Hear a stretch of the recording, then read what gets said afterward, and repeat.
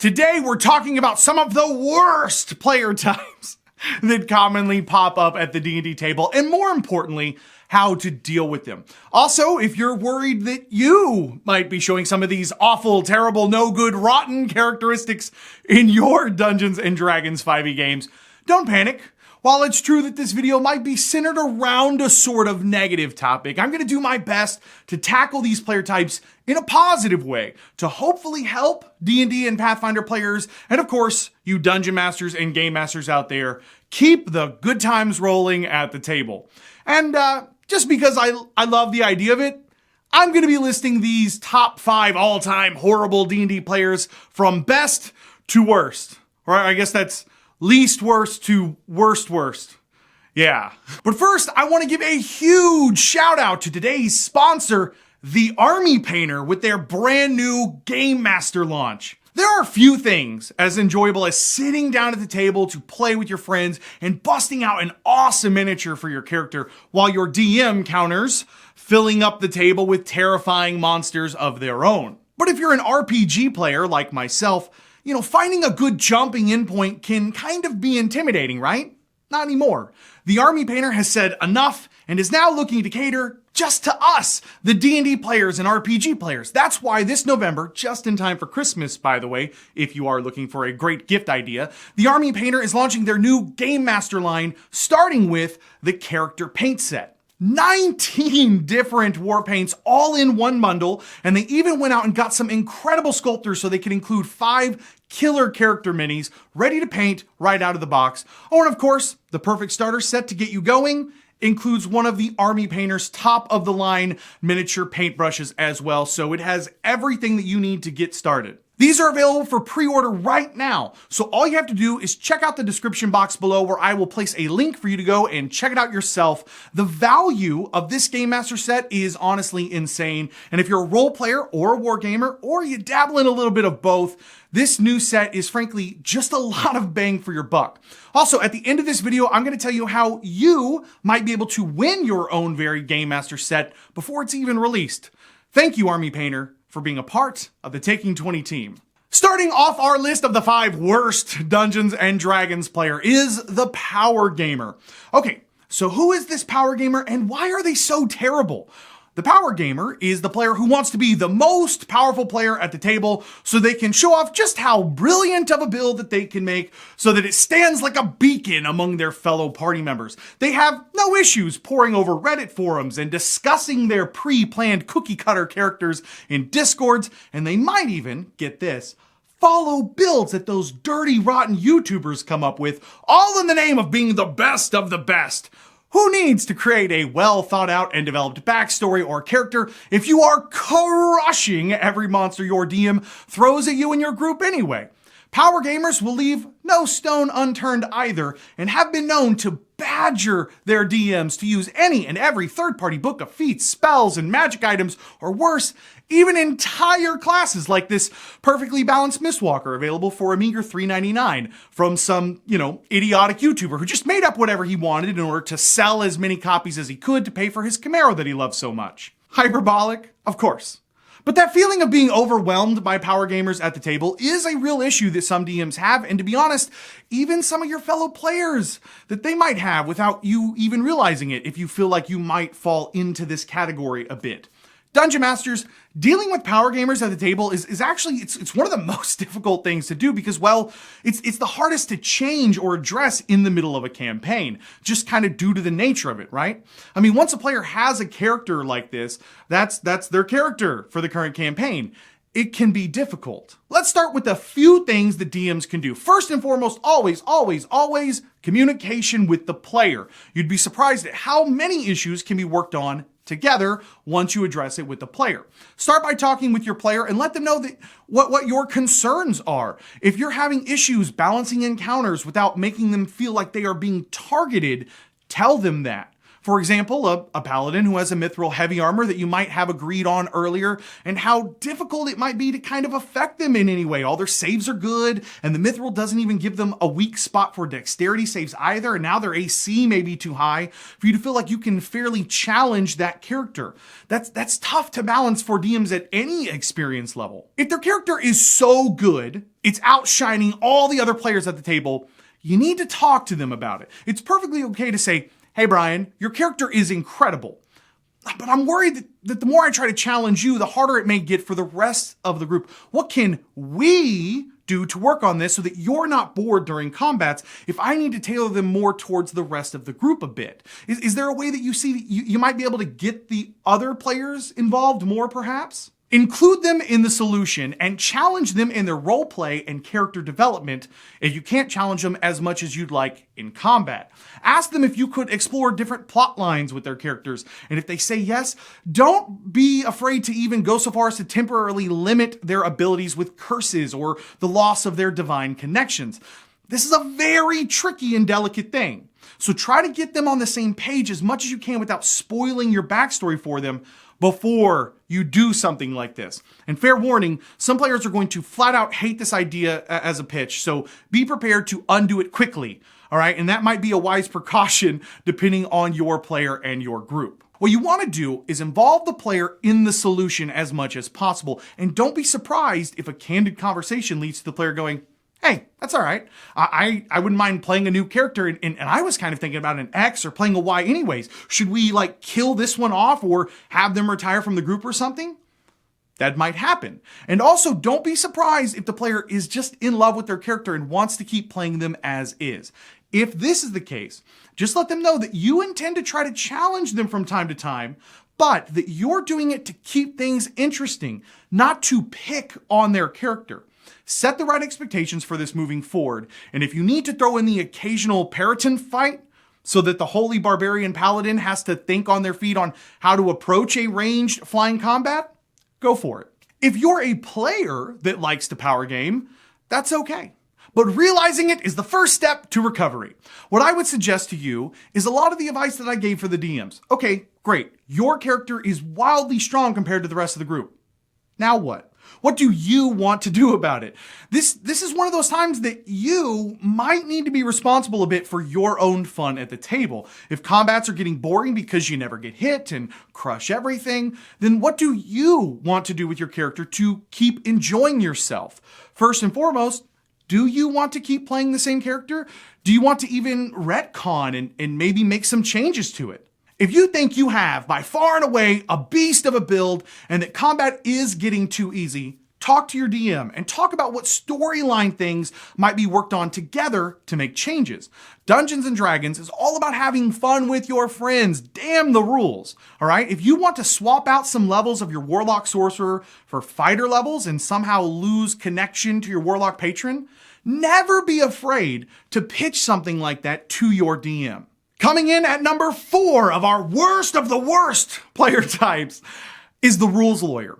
Who is the Rules Lawyer, and why are they so hated at the table? The Rules Lawyer is the know-it-all player, the black and white, cut and dry, by-the-book player who is also conveniently the player who might argue with the ruling by their dungeon master, slowing down the game when a ruling goes against them, but also are more than willing, it seems, to let something slide like an extra interact with objects on their teammate's turn if it will benefit them or the party. There is no such thing as the rule of cool when the DM is trying to get creative, and rules as intended versus rules as written is their favorite topic during a break in the game or snack time. And they won't hesitate, by the way, to pull up a rule right in the middle of a game to argue, well, Jeremy Crawford said this during the most recent Sage Advice, when a DM is openly, discussing a rule with the group. I have a secret soft spot for Rules Lawyers because, hey, I get it.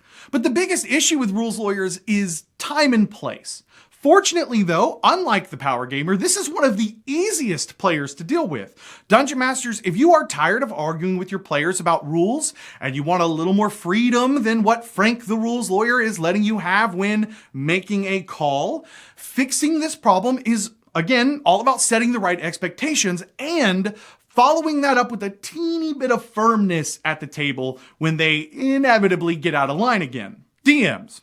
Pull your entire group aside so that the player doesn't feel singled out, and tell them all that your job is not to screw them and that you won't be a walking encyclopedia of rules. Sometimes you're just going to have to make a call in the moment. If it's not rules as written, oh well. You're trying to be as fair as you possibly can be, and in order to keep the game rolling along smoothly, you need the ability and trust to do just that. However, anytime after the game or in between games, players are more than welcome to come and speak with you about a ruling. And if it needs to be changed moving forward, you're perfectly willing and reasonable and will do that. That's it. Pretty simple. Set the expectations to discuss rules after the game. If a player starts to rules lawyer you again in the middle of a session, you might feel a little uncomfortable with this, okay? But simply repeat your ruling and remind them that rulings can be discussed after the game. One little caveat here: if the rules lawyering isn't wildly disruptive or disrespectful, DMs, sometimes it's okay to let a little rules lawyering go. Think about it from the player's side. If you happen to make a ruling against them and they know what the real rules are, that can be frustrating for them. So my final caveat here is to pick your battles and be willing to adjust something on the fly if it's going to put the players in a dour mood. For rules lawyers, it's all about that context on when to push back. All right, now, if you're a player that feels like you know the rules better than your DM and it drives you crazy not to say anything in the game about it, my advice to you is exactly the same. Pick your battles. Unless you think you're in a DM versus a player's game with a toxic DM, almost certainly your DM is doing the best that they can. There's a lot going on behind the screen, so have some sympathy for them and don't try to bog the game down with constant rules challenges. And if you are actually in a game with a toxic DM, here's what you do. Leave the game. Honestly, if you can't trust that your DM is not trying to screw you over with bad calls on purpose, leave the game. Otherwise, cut your DM some slack and talk to them afterwards about any rulings that are bothering you. And do it away from the rest of your group so it doesn't feel like you started an issue and now everyone is like ganging up on them. Coming into our top 3, the third worst D&D player at the table is the Spotlight Hog. Okay, so who is the Spotlight Hog and why are they awful? The Spotlight Hog is many different types of players, but they all exude the same singular theme. Me, me, me, me, me, me, me, me. They might be a power gamer, or they might just be the player with all the skills ready to go. They love to play charisma classes so that they can be the party face, but sometimes they don't even worry about doing that before jumping in to lead every NPC interaction. And when it comes to making plans and strategies with the rest of the group, even if 4 of the 5 party members want to do one thing, they'll often bully the rest of the group into doing their plan first. They're the rogue, so why shouldn't the group let them just sneak ahead and solo every single time to check out the next room? And when the dust settles and the players are recapping the craziness of the fight, frequently complimenting one another, oh, that was so cool, and that was so cool, you better believe the Spotlight Hog will be the first to jump in with, yeah, but my web spell totally saved us all there, just in case the other players didn't realize how much they contributed. Why did I say contributed? Contributed. If a door lock needs to be picked, a room scouted, an interrogation performed, or a puzzle to be solved, you can always count on the Spotlight Hog. Death, taxes, and Spotlight Hogs trying to do everything themselves are the only thing guaranteed in life, as the old saying goes. Dungeon Masters. As with many issues at the table with players, I always try to empathize with them first. The root, the core of this problem stems from one thing and one thing only. You have an excited, engaged player. That's actually a great thing, it is. But that doesn't mean that just because this player is excited, we need to let them push everyone else around at the table that are also there to have a good time out of the way. The Spotlight Hog, while they may not intend to, can be a very disruptive player to the group as a whole, and the way we need to deal with them is with a little nuance and, yes, a little manipulation. First, as always, open up a dialogue with them. Explain that they may be pushing others out of the spotlight at times, and most importantly, be gentle. Again, this is typically an overly excited player. We don't want to come down too hard on them. But here's where the minor manipulation comes in. We're going to follow that up with 2 things. 1, instead of telling them to shut up or be quiet, we're going to bring them into the solution for the rest of the players. Yes, we're going to tell them, hey, listen, Christy, I'd really like to see Shannon or Brittany have a little more involvement in the roleplay too. Maybe over the next few sessions, you could try to help me out by asking their characters some more questions or what they think the party should do.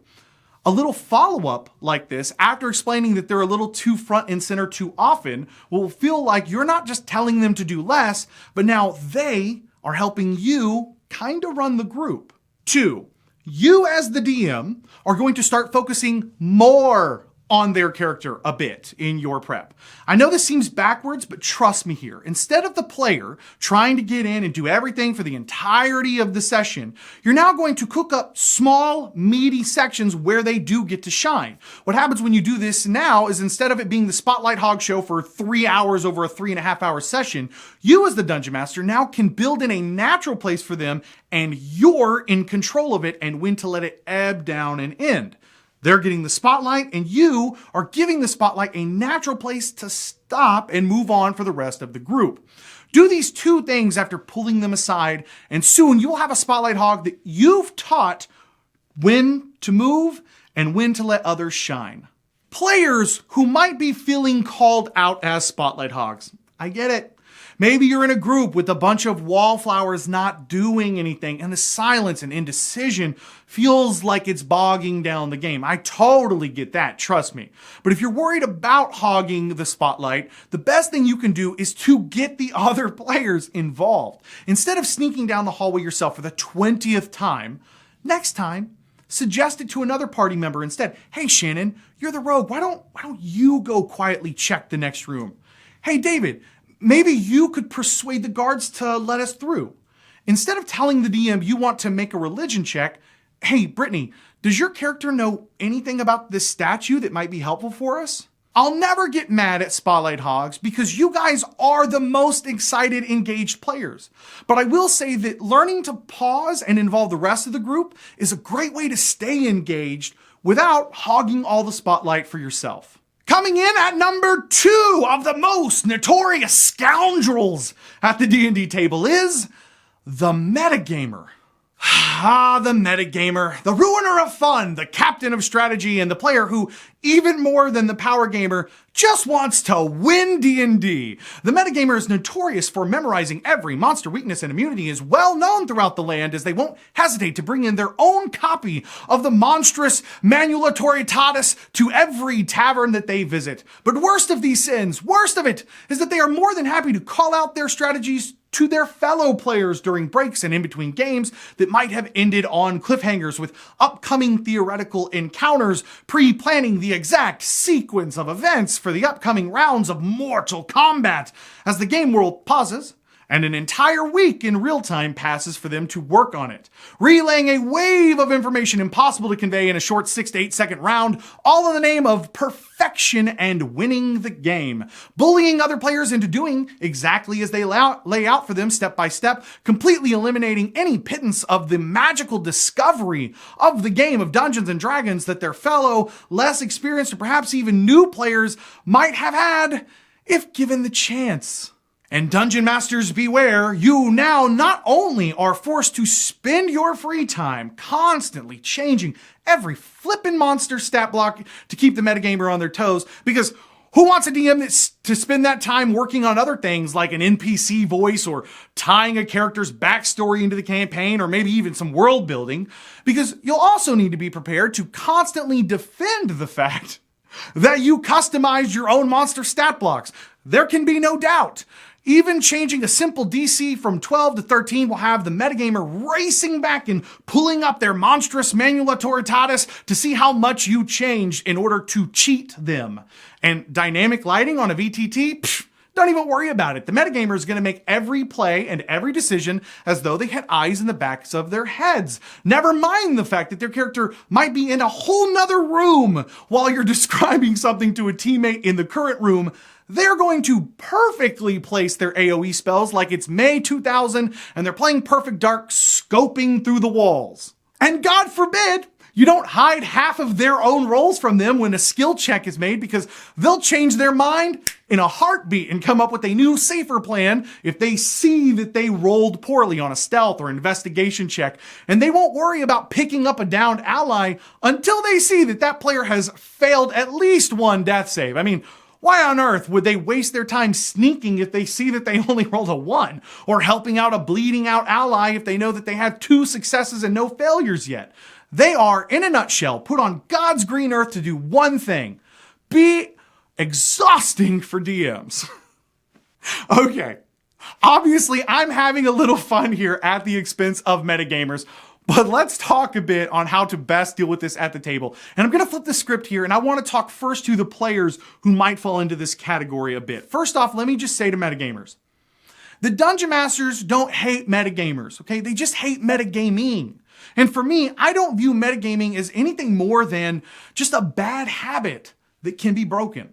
Look, metagamers, I get it. I really do. I understand you more than you may realize. I know that you can see all the moving parts of the mechanics when we play. I know that the moment the battlefield map is laid out for you by your DM, that you can see right off the bat everything that needs to happen in the fight. I know you probably understand your fellow players' characters better than they do. And I know just how much it bothers you to not shout out the obvious solutions to a combat, if you will, to a combat or to a puzzle, or how to best approach sneaking through a dungeon. And I especially understand just how hard it is to keep your mouth shut when you see a teammate doing something that you know won't work because of a monster's immunity, or even worse, thinking about doing something for yourself in character that you as the player know isn't the most effective thing, because it's hard to separate player and character knowledge if your DM described something to a player in the next room over. I get it. Here's the thing I want you to consider. Just as much as you see all the moving parts, so does your DM. And perhaps even the other players at the table. You may not be giving them enough credit. But it's also true that your DM and your fellow players at the table are all there to have fun too. Perhaps your DM is excited to use that poison immune monster to see how the players who may not know react. Maybe your DM is excited to see how their trap is sprung when the party gets split. Not to kill or wipe the party, which is almost assuredly not the DM's goals, but to give the group a moment of suspenseful action and storytelling. If your DM only wanted to kill the party off, I promise they could do it. It's okay to stay in character and role play out what might happen with your characters, even if it isn't the single most effective thing to do based off of the rules. And your fellow players deserve the right to discover things about Dungeons and Dragons on their own. It's like a great movie. You only get to watch it for the first time once. Don't steal that magical moment from them or bully them into doing the exact right, perfect set of actions, because that's what will win the fight with the most perfect amount of hit points left for you and the party. Dungeons and Dragons is a role-playing game, not a miniature war game. If you want to memorize all the monsters by heart and you can't wait to look something up after a session that your DM used to see if they changed anything, let me just say you're playing the wrong game. Go play Warhammer 40K or Star Wars Legion. Honestly, it doesn't mean that you have to stop playing D&D. But metagaming is a terrible habit that will steal the fun from your DM and fellow players. And because of that, it's just one of the worst things that you can do at the table. And by the way, I ran a quick little poll over on Twitter last week asking which of these 3 player types were the worst. Power gamers came in at 15%, rules lawyers came in at 27%, and overwhelmingly, metagamers stole the poll with a massive 59% of the vote. So again, metagaming is nothing more than a bad habit that you can break. Work on it. And for God's sake, stop reading the damn monster manual already, okay? Dungeon Masters, dealing with metagamers. Here's what you need to do. First, pull them aside. Have that conversation about metagaming. Second, be prepared for it to pop up from time to time. And most importantly with this, pick your battles. Again, this is a bad habit. It's not going to stop after one small chat. Third, if it continues to be a problem, this is one of those things that can get called out at the table at the time of the infraction in front of everyone. But with that, be gentle. My suggestion is to approach it a bit like a disappointed parent rather than with anger, which can create a very toxic environment at the table, and we don't want to do that. All right, so the next time you see metagaming from this player and you go to call it out at the table to curb it, let me give you an example of how to handle that. Let's say this example involves a player using knowledge about an enemy's positioning that they can't see. You know they can't see it. They immediately tell you that they rush over to perform the perfect spell. If it's gotten to the point where you don't want to pick your battle here and let it go, it's perfectly okay to say, come on, Derek. I mean, come on, man, how could your character have even seen that? You can't see through walls, man. Can you explain to me how you would justify your character acting that way in that circumstance?